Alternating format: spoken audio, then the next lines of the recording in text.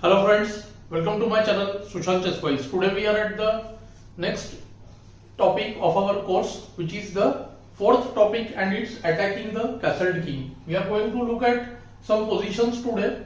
Let us start with an easy example. It's black to play.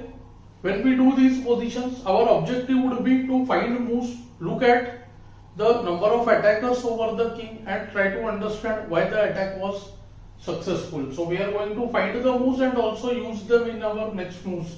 So let's get started with this one and see what happens here. So what are the moves that come to our mind at first? Most players suggest the move rook f6 here instantly. The rook wants to transfer to h6. h2 is weak. We can see that black has queen, bishop, knight and the pawn on g4 as the attackers. So four attackers are directly there and the rook is ready to join with rook f6. The problem with the move rook f6 is that after h4, black is compelled to go with the move g takes h3. He needs to open the position at all cost. And after king h2, we see that this knight cannot come from f6 to g4 because as soon as black goes rook g6 or h6, then bishop takes e4. So this position is very difficult to break now. And we would say that black has missed out on his opportunity to convert the game. The candidate moves which should be there in our mind are, one is queen h2 check. We should never miss or leave the opportunity to look at checks. Queen h3 is another candidate because g2 is weak. Here black won the game simply with the move queen h2 check. See, it forces king h2 and now we will see as compared to the previous variation.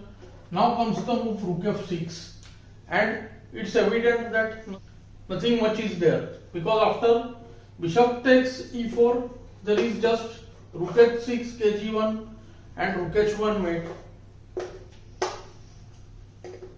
After the only other try bishop f1 there is still rook h6 check, bishop h3, rook takes h3 and after kg1 again rook h1 checkmates. Let's go to the second position now.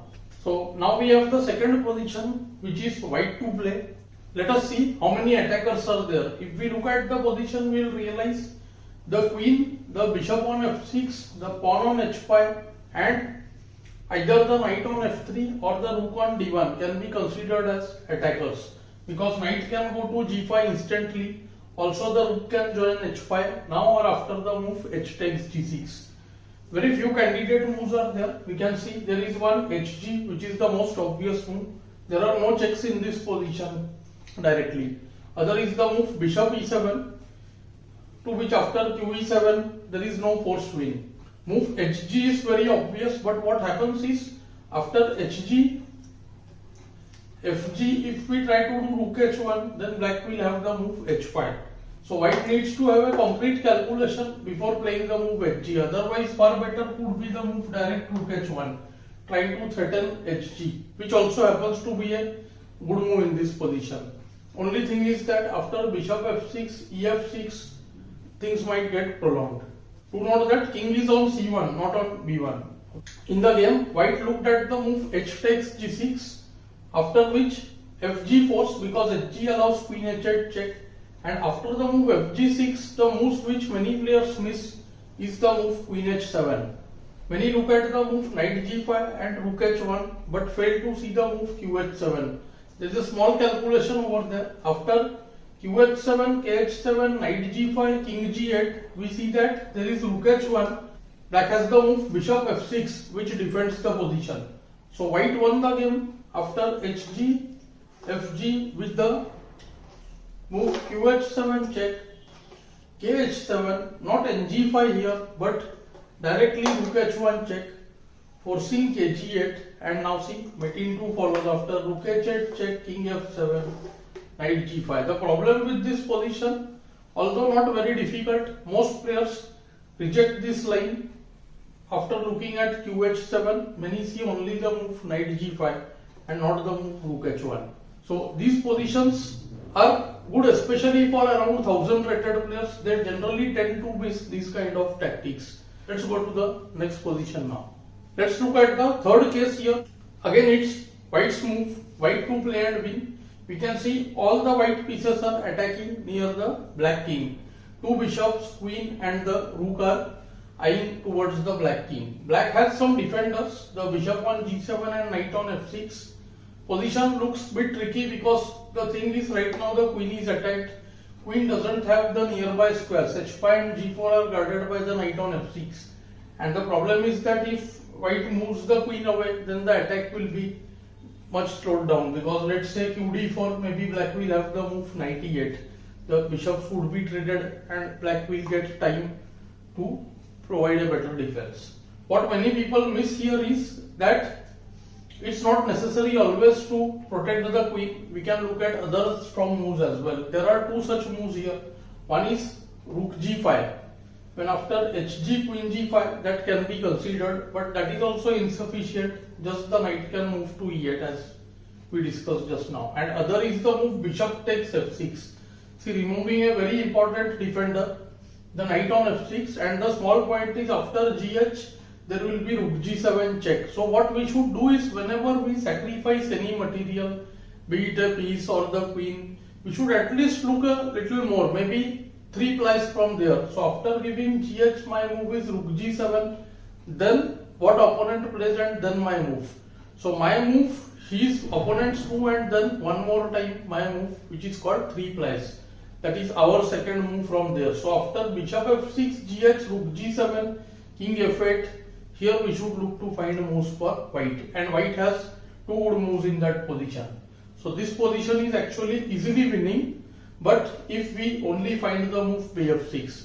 Let's look at some other things. After bishop f6, if black goes bishop takes f6, then there is the simple queen takes h6. h6 is taken, f6 hangs, g5 is attacked, bh7 and queen h7 are threats.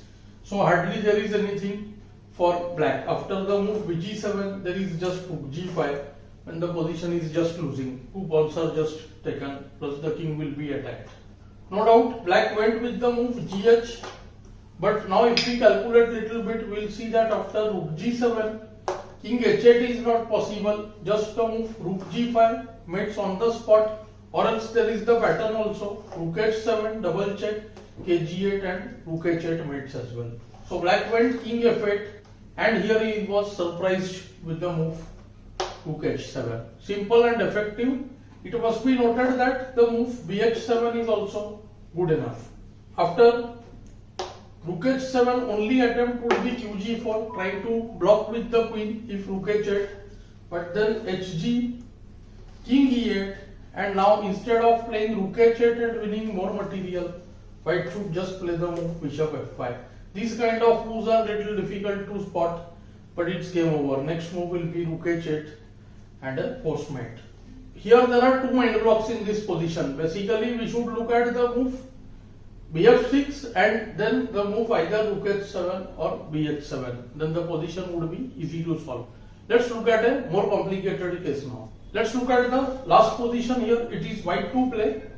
We can see that white has many attackers hovering over the black king. Two bishops, knight, queen and the rook on f1, all are aiming over the king. The black pieces are well underdeveloped. The bishop on c8 is not developed, rook on a8 has not come out. The defender is the f8 rook which guards f7, and to some extent the bishop on e7 which is covering the f6 square. But if we note properly, we will see that the square g6 is rather more weak, and the defenders are the f7 and the h7 pawns. White sets out his pieces in such a way that he can take the pawn on g6, for which he has two main candidates. One is nh7, other is rook f7, and third also is the move knight f7. Here we can note that knight e6 check, bishop e6 doesn't help. One should also have the candidate queen h4 here, which can be met by h5 in this particular case. h6 is a bit risky because ne6 followed by queen h6 can be there. But after h5 there is nothing outright. White started looking in the line knight h7, because what is happening after knight h7, if king doesn't take h7, firstly f8 is hanging, the pawn is lost, and anyways the rook f7 move will be there if the f8 rook moves, because queen g6 is coming next move. So king takes h7 forced, and here this is the move which people find difficult to spot, that is rook f7 check, sacrificing the rook next. First he gave the knight, now is ready to give the rook. but just we have to see 3 plays as I said. After rook takes f7, qg6 check, king h8 and queen takes f7. The main secret of calculation is seeing the 3 plays, means my move, opponent's and then mine. Mostly if we see this much all the time, that would be enough for us to either get the solution or to know whether I have to look more. That itself is a good indication for us. So here white saw that after king h8, queen f7, the queen already entered into the position. We have taken all these 3 pawns for the knight. Already we got enough, and moreover the king on h8 is badly placed. The mating threat on qh7 is there. So qg8 would be forced. Let's see what happened after that. So knight h7, king takes h7, rook takes f7 check, rook f7, queen g6 check, king h8, queen f7. And now the only move qg8, after which it's not much difficult to see. There is a forced mating, 4 moves, qh5 check, kg7 forced, and again the very important move, not qh6 allowing the king to escape from f7, but the move bishop h6. This traps the king, forces it to go back to h8, and now just comes bishop f8 check. Game over. After qh7 checkmate, and white won the game. Of course, I didn't want to make very complicated cases right now. It's for 1000 to 1200 rating only. Gradually in my upcoming courses, I will make the positions more and more complex in the range of every 200 ELO points. I hope you are finding this course useful and instructive. Do let me know in the comments below. Thanks for your time.